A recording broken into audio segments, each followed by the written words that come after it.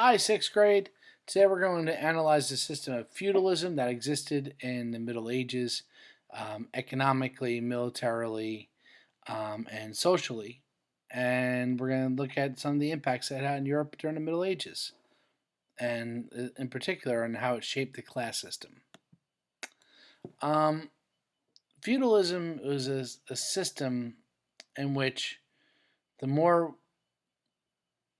you were in position to inherit wealth, the better off you were. In order to have true wealth, true power, true privilege in Europe during the Middle Ages, you had to be born into nobility. And that noble birth gave you a number of things. One, a title, like Duke Keelan or Baron von Keelan or um, Lord Keelan. These entitlements, this title gives you entitlement, gives you privilege over people who have a lesser title or who have no title. You are above them. You are entitled. It also entitles you to own a large amount of land. In medieval terms, that is called a fief. Not to be confused with someone who steals, a thief with a th, but a fief with an f. And a fief or a fiefdom is essentially land that a noble rules over. And nobles act as the lord or the owner of their fief, and they could allow others to live on their land in exchange for loyalty, in exchange for servitude, in exchange for compensation. So, hey, I own the equivalent of Bergen County. I will let you live on this portion as long as you give me a portion of everything that's grown here, as long as you pay me, and as long as if I go to war, you have my back and you act as my army. If you were one of the people who had a section of the fief to yourself that you managed for the Lord, you were called a vassal. So vassals work in the service of the Lord. But lords themselves can also be vassals. Just to make it a little bit more confusing, if there's a nobility of higher rank, then I could be a vassal to you. So essentially, I don't actually own my land, I just have more management over a bigger portion of land. And the more powerful a lord was, it was measured by how many vassals that they had. Um, and you're going to see it, yes, there is a king that is kind of above everybody else, and everyone owes their loyalty to them. But they're definitely, we're going to see that some of these lords and leaders of the nobility, of fiefdoms, and also in the clergy are often more powerful than the king himself. Now, if you are a vassal, you don't own your land. You're essentially renting it out. You're managing it. You're controlling a section of the Lord's land. And in exchange for that, you pledge that, all right, hey, Lord, if you're going to go to battle with another Lord to try to take over your land, I will fight in your army. I will, go and kill your enemies. You basically have me as your military. So that's one of the things that the Lord gets by letting me, the vassal, live on their land. And secondly, I also have enough land as vassal that I can employ my own army that I can use to fight for the Lord. It's not just me going out to fight for him, but it's my own little small army. And these are armies of professional soldiers called knights. And I let them live on some of the land that I control. So basically, this whole feudal system is one person owns the land and then exchanges it to people who exchange it to people in exchange for services, for food, for money, for wealth. And the more land you own, the more different people you have paying into you. So the more powerful you are. Um, and vassals usually have the regular everyday people living on their land, and they are called peasants, and they're sometimes referred to as serfs. and they have to pay taxes to the knights and the vassals. They have to give them food from what they grow, and in return, they get the protection of the vassals and the lords for living on their land. Medieval kings, um, it's an inherited title, and you own essentially the kingdom. You own all the fiefdoms. You're the lord of all the lords, so to speak. But yeah, the lords and nobility pledged their military aid to the king, and then in exchange, the king lets them control their fiefdom. But really, if you own the right fiefdom in a nation, if you own the right section of land, you could even be more powerful than the king. If you own where most of the farming resources are, if you own access to the sea, so on and so forth, you are a pretty powerful nobility. Um, Eventually, we're going to see that the royalty, the kings and queens, I guess women are allowed to hold titles of nobility in Europe during this time period, are going to gain more and more power as we get further into the Middle Ages. The one person that a king must answer to in Western Europe during this time period is the Pope.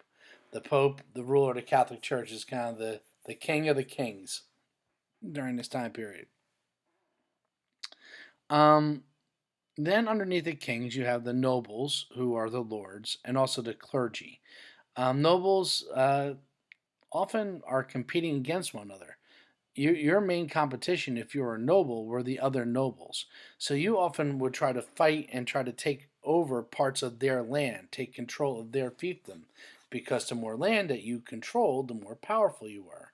And this is why building castles will become such a thing during the Middle Ages, because essentially you needed a fortress to fight off your enemies. To show that, hey, you don't come to my fiefdom because I got a maxed out castle that you're never going to be able to get into, and if you do, you'll drain your army and die. So this castle building craze is really because the nobles are constantly fighting against each other. Um, the clergy and the church overall holds a massive amount of political sway in medieval Europe. Most of them come from that noble class. You had to, in order to enter the clergy, especially to be a bishop or a cardinal or high ranking church official, you had to come and be born into nobility. You couldn't be like a peasant, decide to become a priest and be a bishop. That didn't work that way. Once again, you had to be born into privilege to have the real power in the church. And the church owns a lot of the land of Europe then and still today. Um, the knights who work for the vassals, who are underneath the nobility, they are professional soldiers. They spend most of their life training and preparing for battle. Being a knight was a way that somebody who was not born into privilege could get more privilege.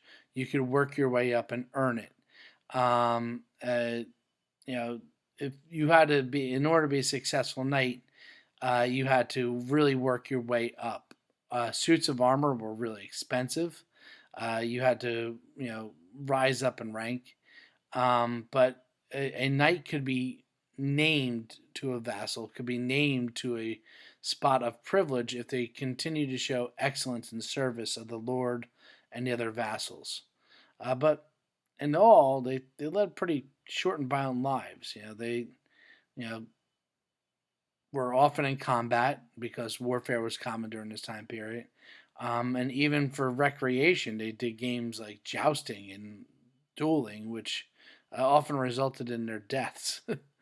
One of the things that knights are commonly known for is abiding by a code of chivalry. If you were knighted, you had to pledge to always show courage on the battlefield, to have loyalty to the Lord and devotion to the church and gallantry to all of the ladies. But I mean, when we look back, not all knights were necessarily chivalrous, but the code of chivalry is a pretty neat idea.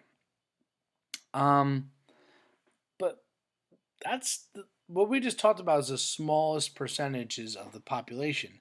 The real everyday people were the peasants, the serfs. They're at the bottom of the social ladder. For the most part, they have very little rights. They work in exchange for vassals and lords for a small percentage of what they grow. Hey, I grew 500 pounds of wheat. Oh, here's enough wheat to keep your family fed through the winter. Bye. I keep the rest. You did it on my land, so I keep it. You get just enough to survive. And for the peasants, that was the best that they were going to get. If they left the protection of the vassal of being able to be on their land, it was a dangerous world in Europe. There's a lot of lawlessness, and if you left that walled-in city, you're taking your life in your hands. So it was the best life you're going to get. Um, Peasants also have to pay taxes to the knights and vassals, but again, they get protection. So that was their big exchange. Not an easy life or fun life to be a peasant. So just to kind of give you a view again, on the bottom, most of the people you have the peasants who work as farmers. They pay the knights and vassals food and services. They work the land for them. In exchange, the knights and vassals give them land and protection. The knights and vassals give protection and military service to the nobility. The nobility, in turn, gives land that the vassals can use. And the nobility gives money and protection and military aid to the king, who grants land to the nobles. So, in the end, basically, one person owns everything, and smaller groups have bigger managing shares of it. And the biggest group has absolutely no share of anything. So, what I'd like you to do, rather than answer a question, I'd like you to do a drawing of your version of the feudal social pyramid and post a picture of it onto the stream. Not the stream, the stream. Oops. There you go. Thanks for watching, guys. Have a great rest of your day.